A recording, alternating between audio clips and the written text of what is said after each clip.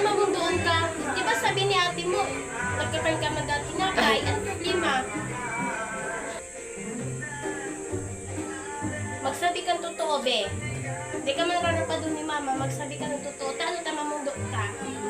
Tigtaon ta ka na, tiba ka ng dati na kay, ano problema mo? Tanag-iinurot ka niya. Si pamangkin mo po, siya man po kanina para kakantagos po. Tigdakrag niya pa po ni sa mukha ko po. Dagos na po po yung sumugda pa ako sa imo. Irarapado niya daw po ako sa hita.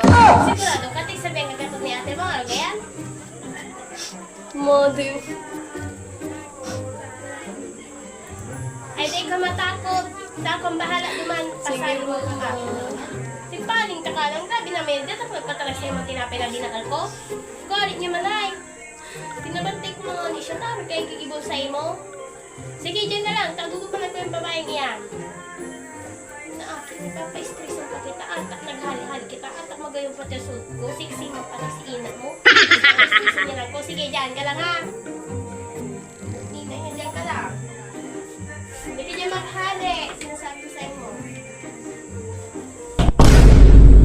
A few moments later. Ay, ano po tita? Kamusta po si Aki? Ano to sabi kang Aki ko? Tigdaklagan mo daw siya tinapay.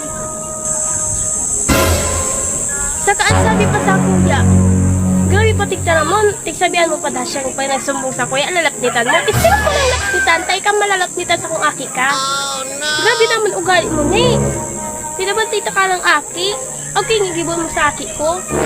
Saka, anong ugali iyan klase? Anong klase ugali iyan na dadaklagan mo pa siyang tinapay?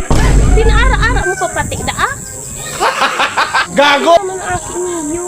Tinaok ko to para sa Aki ko, bawang para sa imo. Okay lang ko naghagad ka sa iya, pero ang ugali mo, nagdadaklag ka pa talaga. Ay, po tita, siya po talaga ka kang promise. Tigungitan ko pa nga ni. Ano sinasabi mo? Ano sinasabi mo?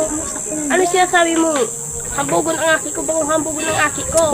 Para maaraman mo, babanta-bantaan mo pang lupnitan. Ikaw ka isugot sa ina mo, ha?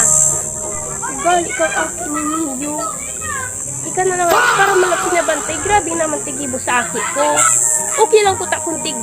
Hagadan mo lang, pero di mo man pagdaklagan tinapay, di ko itigaro kay ng Aki ko. Araw mo man kaya? Di na pa maulit, sige po. Grabe ka man na Aki. Stress na pati ko sa imo. Sorry po. Di na po maulit. Ikaw balik-balik talaga ni Dio, mayon akong pakiaram sa imong Aki ka.